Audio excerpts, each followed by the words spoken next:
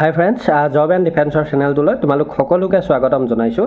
আৰু SSC GD 2026ৰ ভেকেঞ্চিটোত যিসকলে exam দিবলৈ গৈ আছা বা এক্সাম দিম বুলি ভাবিছা তেওঁলোকে কেইটামান সৰু সৰু কথা মনত ৰাখা। আৰু লগতে বহুতৰে হয়তো মনত এতিয়া প্ৰশ্ন যে এইবাৰৰ কুৱেশ্যন লেভেল কেনেকুৱা আহিব, এইবাৰ বহুত টান হ'ব নেকি কুৱেশ্যনখিনি, বা এইবাৰ কি লেভেলত কুৱেশ্যন আহিব, হিন্দী কেনেকুৱা আহিব, ৰিজনিং কেনেকুৱা আহিব। তো এই ভিডিঅ'টো তোমালোকে শেষলৈকে চাই গৈ থাকা, ইম্পৰ্টেণ্ট দুই এটা কথা আছে। আৰু পাৰিলে প্ৰথমতেই কৈছোঁ, তোমালোকে যিখিনি নতুন কেণ্ডিডেট ভিডিঅ'বিলাক চোৱা কিন্তু ছাবস্ক্ৰাইব নকৰা, ছাবস্ক্ৰাইব কৰিলেহে তোমালোকে নেক্সট ভিডিঅ'বিলাক পাবা। আৰু লগতে অলপ পাৰিলে শ্বেয়াৰ কৰি দিবা। মই আজি প্ৰথমতে কৈছোঁ, তো মই কথাখিনি কৈ যাওঁ যে তোমালোকে প্ৰথম কথাটো হ'ল যে এইবাৰ আমাৰ এক্সাম পেটাৰ্ণটো কি হয় নহয় এই কথাটো পিছত, কিন্তু ফাৰ্ষ্ট কথাটো হ'ল তোমালোকে যদি এক্সামটোত বহিম বুলি ভাবিছা, এক্সামটো দিম বুলি ভাবিছা, তেতিয়াহ'লে তোমালোকে চিফ স্লট বুকিংটো তোমালোকে কৰিবই লাগিব। আৰু চিফ স্লট বুকিংটো হয়তো 2 এদিনৰ ভিতৰতে, আজি মই ভিডিঅ'টো দিছোঁ 2 এদিনৰ ভিতৰতে চিফ স্লট বুকিংটো আহিব। আৰু তোমালোকে তাতে লোকেশ্যনটো আৰু লগতে ডেটটো বুকিং কৰিব লাগিব। মানে মই এইটোৱে কৈছোঁ যে তোমালোকে কোনটো এক্সাম চেণ্টাৰ ঠিক কৰিবা, মানে ঘৰৰ ওচৰত কোনটো হয় বা তোমাৰ সুবিধা কোনটোত হয় সেই বস্তুটো ঠিক কৰিব লাগিব। আৰু কোনটো ডেটত তুমি দিলে তোমাৰ প্ৰব্লেম নাথাকে এই বস্তু দুটা চিলেক্ট কৰিব লাগিব। বহুতে এতিয়া ক'ব বিচাৰে মই ভিডিঅ'টো দিয়াৰ পিছত যে দাদা মই যদি চিফ স্লট বুকিং নকৰোঁ তেতিয়াহ'লে মোৰ কি পৰীক্ষা দিব নাপাম নেকি। তো মই কৈছোঁ 100% তোমালোকক পৰীক্ষা দিবলৈ নিদিব যদি চিফ স্লট বুকিং নকৰা। গতিকে তোমালোকে কৰিবলৈ চেষ্টা কৰিবা আৰু যিমান পাৰা ফাষ্ট কৰিবলৈ চেষ্টা কৰিবা। কাৰণ কিয়, যদি তুমি বিচৰা ডেটটোত বুকিং হৈ যায় মানে আৰু তাতে ধৰি লোৱা ছিট নাথাকে, তেতিয়াহ'লে তোমাৰ কাৰণে নাথাকিব সেই ডেটটো। আৰু লগতে যদি সেই চেণ্টাৰটো বা লোকেশ্যনটো যদি ফুল হৈ যায় তুমি নাপাবা। সেইকাৰণে সোনকালে কৰি ল'বলৈ চেষ্টা কৰিবা। আৰু মই যেনেকৈ নহওক যেতিয়া ৰিলিজ হ'ব, আমাৰ আহি যাব, মই লগে লগে আপডেট দিব চেষ্টা কৰিম, আমাৰ গ্ৰুপত হওক বা আমাৰ ইউটিউব চেনেলত। গতিকে জড়িত থাকিলে গোটেইখিনি তথ্য পাবা। আৰু লগতে ইম্পৰ্টেণ্ট কথা কি যে মই যে ক'লোঁ কুৱেশ্যন পেটাৰ্ণ, ফাৰ্ষ্ট কথাটো হ'ল কি, তোমালোকে যদি যিকোনো মক টেষ্ট য'তে নিদিয়া, তোমালোকে অফলাইন দিয়া, ধৰি লোৱা প্ৰেক্টিচ ছেট বুক যে থাকে তাতে প্ৰেক্টিচ কৰা হওক বা মক টেষ্ট দিয়া হওক, তোমালোকে যদি তাতে এভাৰেজ যদি 70-80 নম্বৰ উঠাই আছা তেতিয়াহ'লে তোমালোকে নিশ্চিন্ত থাকা, তোমালোকে এটা ভাল স্ক'ৰ উঠাবলৈ গৈ আছা।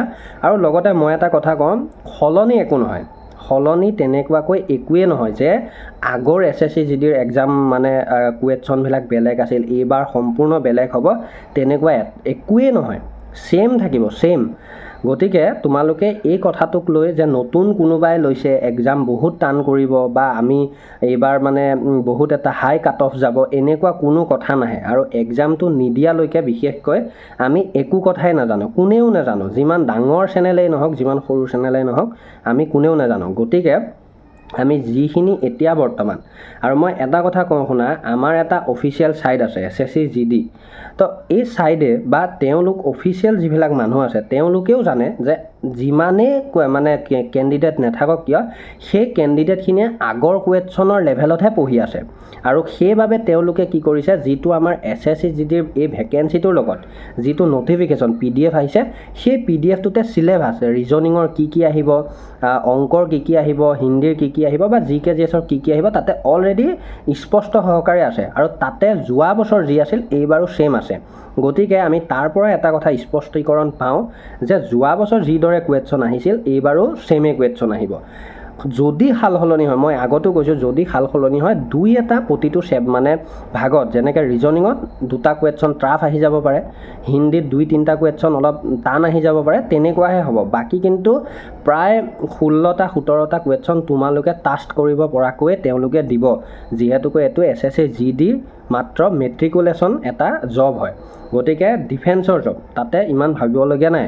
আৰু সেইসকল কেণ্ডিডেটক কৈছোঁ যিসকলে ভাবি আছা যে এইবাৰ কি হ'ব কি নাই, তোমালোকে মই কৈছোঁ সেইবিলাক কথা এতিয়া বাদ দি আমি এটাই ভাবিব লাগে যে ৰিটেনটো ফাৰ্ষ্ট কোৱালিফাইড, তাৰপিছত আমি মেডিকেলৰ কথা, ফিজিকেলৰ কথা এইখিনি ভাবিলেই হ'ল। আৰু লগতে ডকুমেণ্টছৰ কথা আমি পিছত পাতিম, কিন্তু তোমালোকক এটা কথা মই লাষ্ট কৈ দিওঁ ভিডিঅ'টোতে, যে তোমালোকে যেতিয়া এক্সামটো দিবলৈ যাবা ফিংগাৰ প্ৰিণ্টৰ যাতে একো খেলি মেলি নকৰা।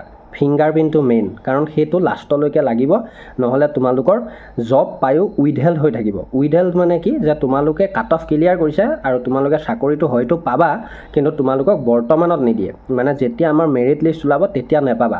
হয়তো সেই বস্তুটো আকৌ প্ৰচেছিঙত গৈ এবছৰমানৰ পিছতহে পাব পাৰা, নহয়তো তাতকৈও দেৰি হৈ যাব পাৰে। গতিকে তোমালোকে ফিংগাৰপ্ৰিণ্টৰ প্ৰব্লেম একো নকৰিবা, পৰাপক্ষত লেফ্ট হাতৰ বুঢ়া আঙুলিটো দিবলৈ চেষ্টা কৰিবা, তেতিয়া তোমালোকৰ হৈ যাব। আৰু এইবিলাক এনেকুৱা সৰু সৰু কথাবিলাক তোমালোকে গম পাই থাকিবা জব এণ্ড ডিফেন্সৰ লগত।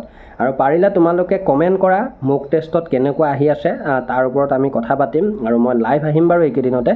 বাকী বাৰু যিমানখিনি কথা আছে আমি কুৱেশ্যনৰ ওপৰতো কথা পাতিম, আইডিয়া অলপ দিম বাৰু। চ' জড়িত থাকিবা জব এণ্ড ডিফেন্সৰ লগত। ধন্যবাদ। জয় আই অসম।